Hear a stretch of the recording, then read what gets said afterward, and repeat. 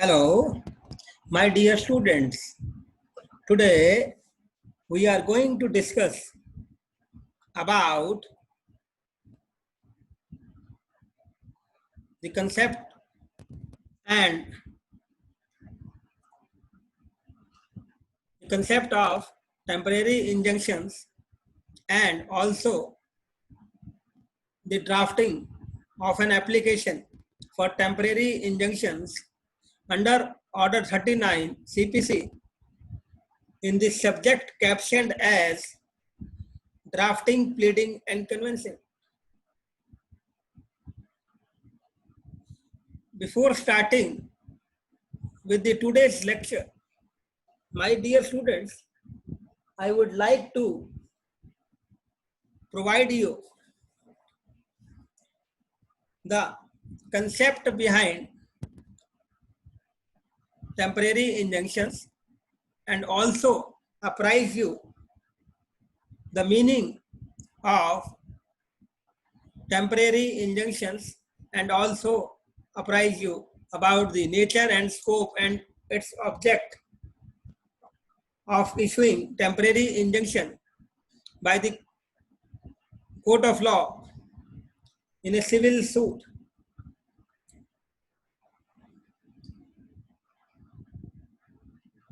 As the same is needed for the better understanding of today's lecture and thereby helps you to draft an temporary injunction application after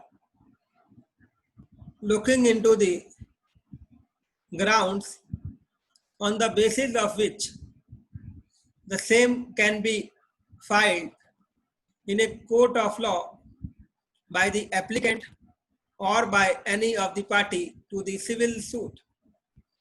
So my dear students, let's start with the concept and the definition part of temporary injunctions. The law relating to injunctions has been provided in the Specific Relief Act.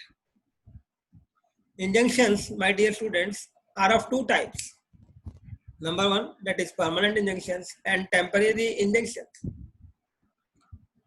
Section 37 of the Specific Relief provides that temporary injunctions are such as are to continue until a specified time or until the further order of the court, and the same may be granted by the court at any stage of the suit which is pending before it. Meaning thereby, it is one of the interim order which may be passed by the court of law during the pendency of the civil suit before it. My dear students, as you all are aware that the word interim means for the time being or in the meanwhile or temporary or provisional and not final or intervening. Thus, interim orders are those orders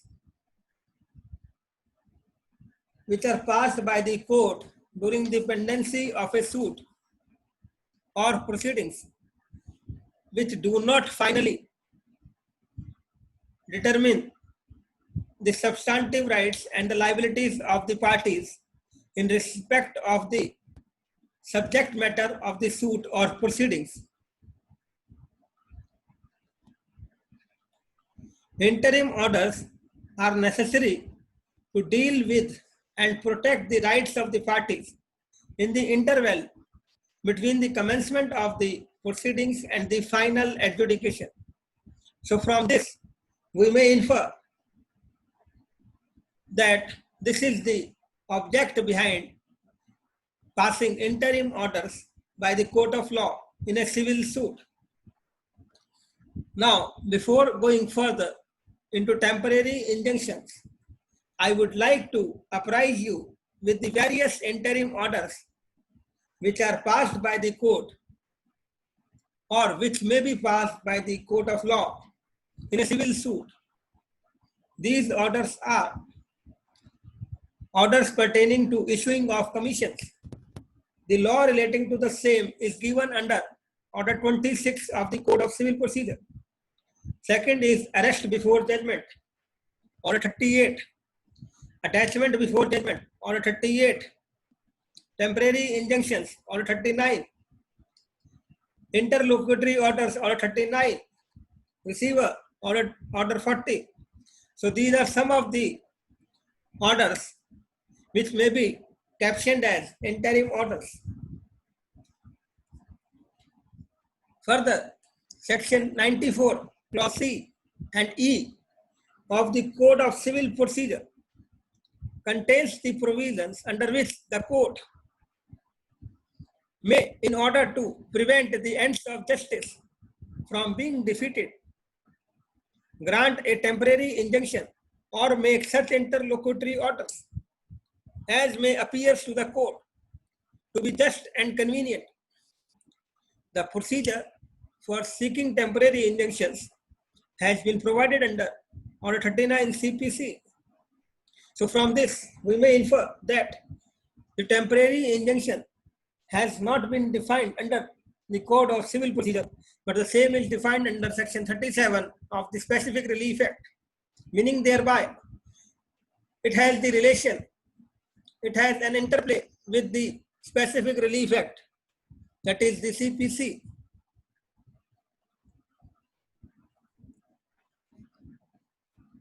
Further, what type of relief is it? That is the temporary injunction. An injunction being discretionary, equitable relief be granted when equally efficacious relief is obtainable in any other usual mode or proceedings. Next, what is the object behind issuing temporary injunction?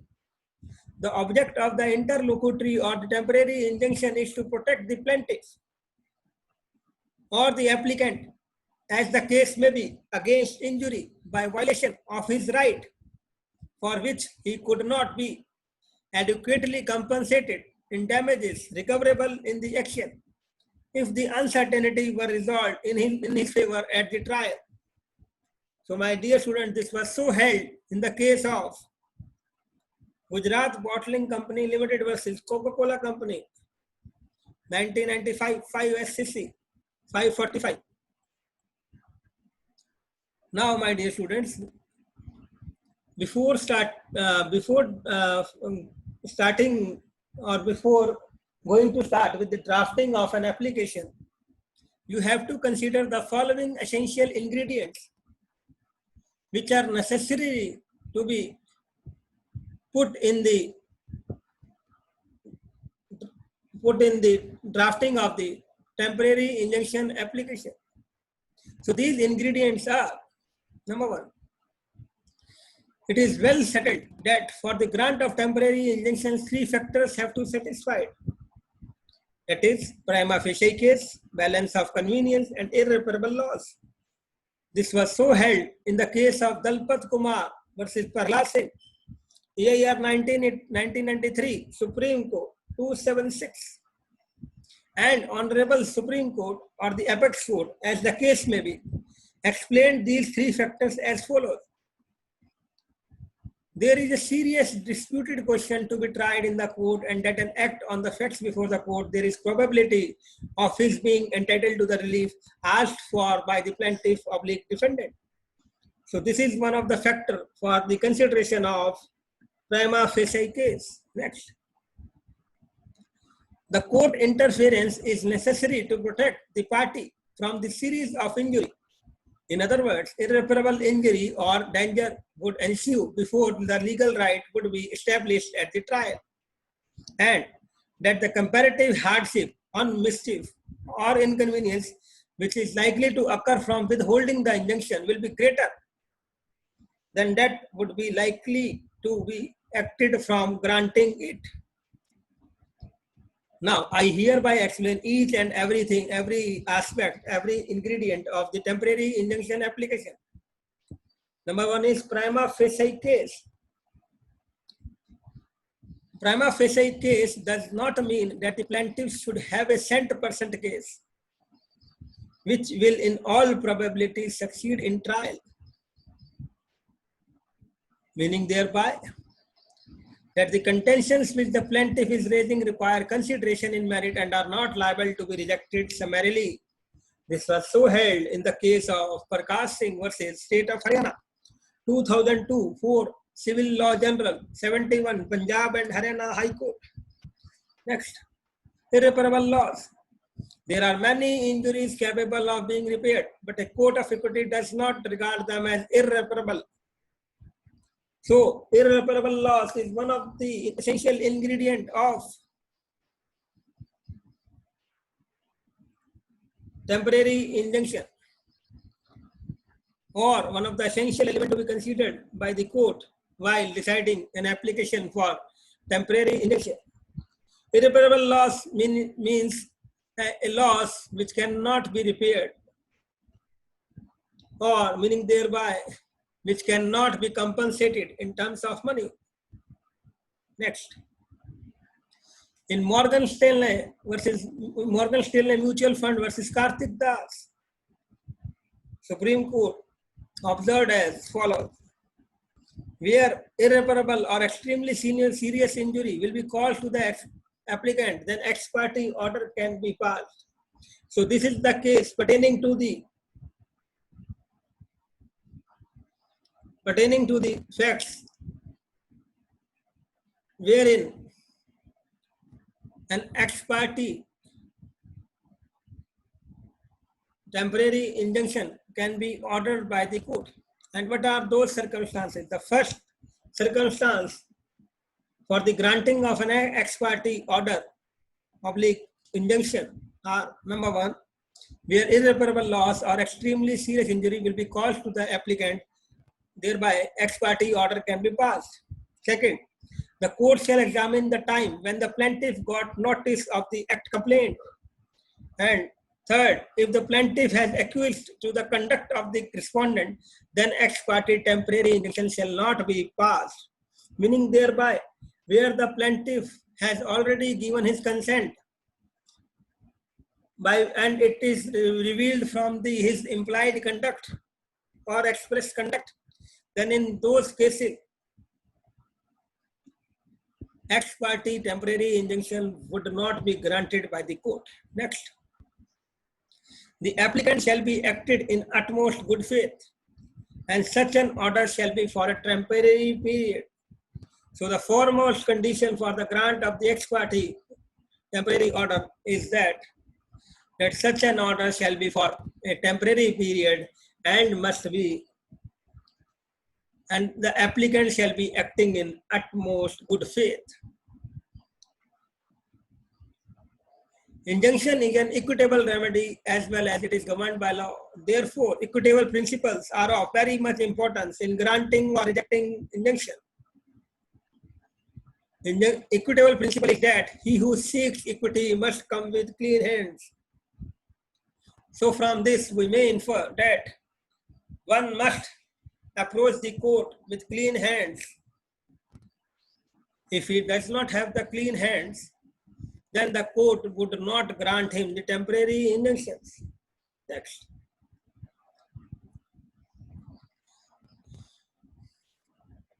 What are the circumstances in which, or what are the cases in which temporary injunction may be granted? The rule regarding the same has been laid down by the legislature under Order 39 Rule 1 CPC. Order 39 Rule 1 CPC provides: number one, where any property is in dispute, is in danger. Second, where any property in dispute is being wasted.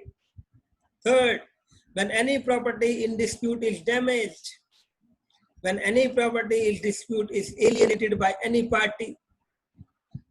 When any property is in dispute is wrongfully sold in execution of the decree. And number 6, when the defendant threatens the plaintiff. Number 7, when the defendant intends to remove the property from the lawful possession of the plaintiff. So these are the circumstances in which the plaintiff may file a temporary injunction application before the court of law, thereby to seek and to preserve his property from being damaged.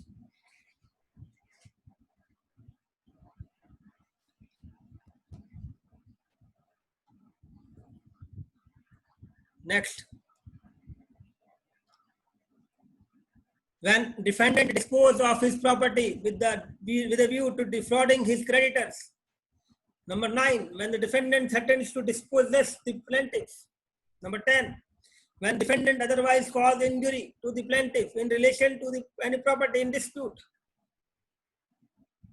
In a suit where defendant is about to commit a breach of contract or other injury of any kind. And the last is where the court is of the opinion that it is in the interest of the justice so requires. So my dear students, these are some of the grounds on the basis of this to protect and to preserve the property. The Honorable Court may grant temporary injunctions in a civil suit to the applicant. Next. I would like to provide you the format of the application for temporary injunction under Order 39 CPC.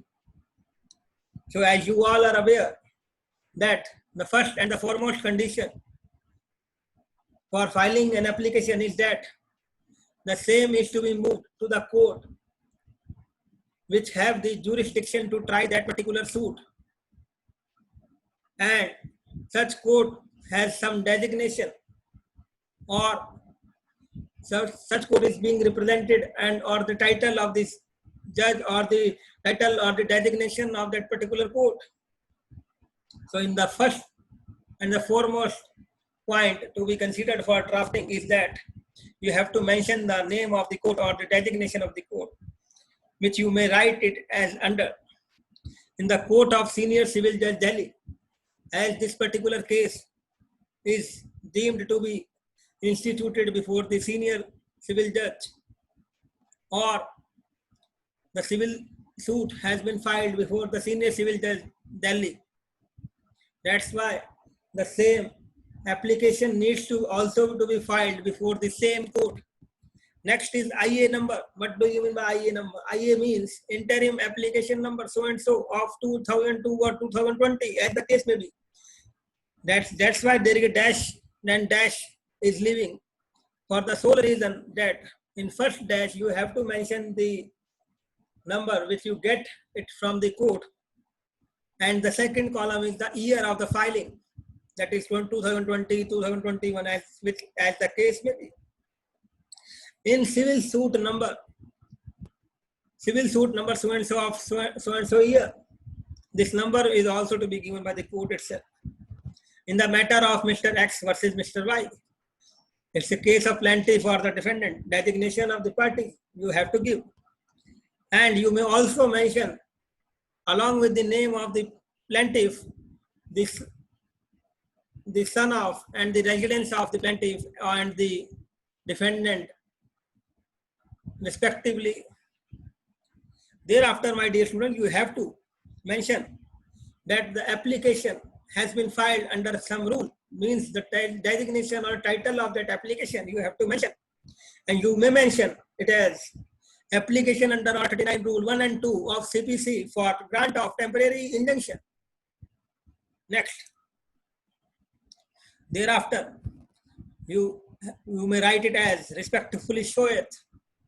Thereafter, that the plaintiff has title suit in this learned court in which next date of hearing has not been fixed so far. You may mention that the same is pending before this court, or if the same, and if there is any date given, then you may mention that particular date as well over here. Next, that the contents of the title civil suit may be kindly be read as part and parcel, because interim application is valid only till the pendency of the civil suit. That's why you are writing over here that the contents of the titled civil suit may kindly be read as part and parcel of the instant, may kindly be read as part and integral part of the instant application. Because the facts which have been mentioned in the civil suit are binding upon this application as well to the next, that the applicant has a good prima facie and arguable case and there is every likelihood of his success. So this is also one of the essential ingredient which I have mentioned in the case of Dalpat Singh, Dalpat Prasad, or as the case may be. Next is that the balance of convenience also lies in favor of the plaintiff. Next, that if the respondent are not restrained from alienating, transferring and selling the disputed property, irreparable loss will be caused or will be suffered by the applicant. So these are the essential ingredients which I have apprised you while telling you about the ingredients of temporary injunctions application. And in the end, you may mention the prayer which you are demanding or which you are seeking from the court of law in the given case which is pending before the court of law.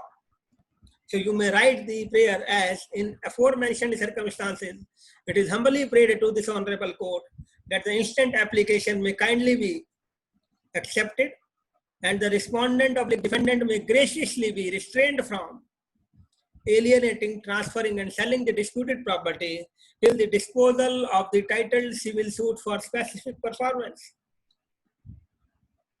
And at the end, you may mention, pass any other order which this honorable court may deem fit in the facts and circumstances of the case. And then at the end, the applicant or the plaintiff, whosoever has filed this application, they have to sign that application, and the same has been filed under the instructions of the council. Then the council may name be also given at the end of the application. So my dear students, this is all about today's lecture. In case you are having any query about today's lecture, then you may write to me at my email ID, that is rahularoda.gn@jagannath.org. But before parting with today's lecture, my dear students, I would apprise you with my new topic, which I am going to take in my next lecture. My dear students, my next lecture would be on drafting of appeal from original decree under Order 47 CPC. Thank you very much. Stay safe, stay home, and stay healthy. We'll meet you soon in my next lecture on drafting, pleading, and convincing. Thank you once again.